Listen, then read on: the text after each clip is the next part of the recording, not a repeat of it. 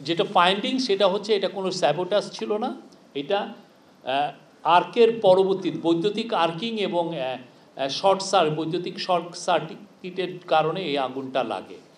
প্রথম কথা হচ্ছে যে এই আগুনটা লেগেছে হচ্ছে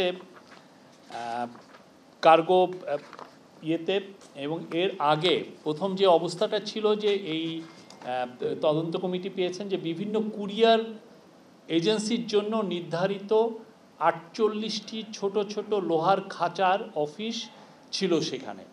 কুরিয়ার শেডের ভিতরে অফিস এলাকায় ফায়ার অ্যালার্ম, স্মোক ডিটেক্টর ও স্প্রিংকলার ছিল না। আপনি জানেন স্প্রিংকলার দিয়ে পানি দেওয়া হয়।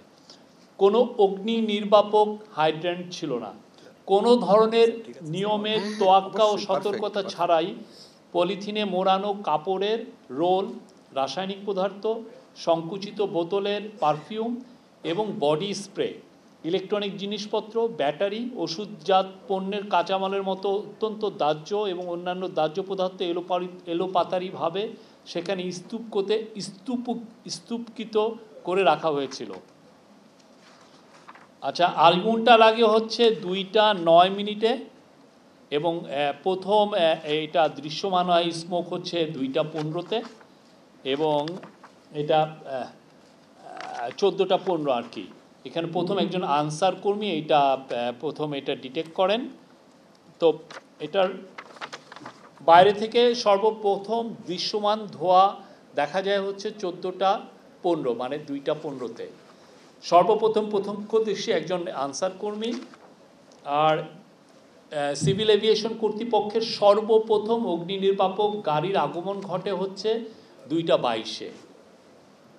7 মিনিটের মধ্যে আসছে। হ্যাঁ, বেবি চক মানে আপনি জানেন সিভিল এভিয়েশন অথরিটির দ্বিতীয় অগ্নি নির্বাপক গাড়ির আগমন ঘটে হচ্ছে 2:25।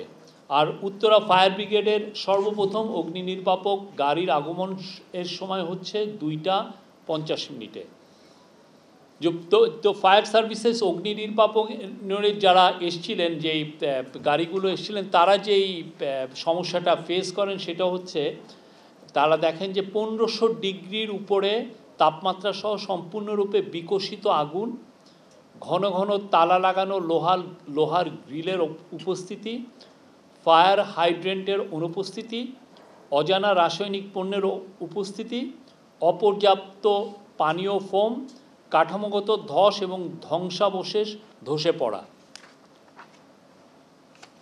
তো এই তাদের যে ফাইন্ডিংস অনুযায়ী তারা যারা এই পুরো বিষয়টা যারা কাজ করেছেন নিবিড়ভাবে, তারা হচ্ছেন যে ফায়ার সার্ভিস, সিআইডির forensic department, arm forces division, তদন্ত কমিটির অগ্নি নির্বাপন বিশেষজ্ঞগণ, এনএসআই, বিস্ফোরক বিভাগ, ডেস্কো, সিটিটিসি, বুয়েট, আফাদ, এটা হলো তুরস্কের অগ্নি নির্বাপনী সংস্থা, মোকাট কর্তৃক গঠিত ক্যাটালগিং কমিটির প্রতিবেদন, 97 জন সাক্ষীর মৌখিক ও লিখিত সাক্ষ্য, সিভিল এভিয়েশন, বাংলাদেশ বিমান, কাস্টম, এফএসসিডি, বিএনএসিডব্লিউসি কর্তৃক জমা দেওয়া নথি, ডিজিএফআই, বিমান, CAB, NSI, APBN, customs, courier agency এবং বিভিন্ন মিডিয়া হতে প্রাপ্ত সিসিটিভি ফুটেজ।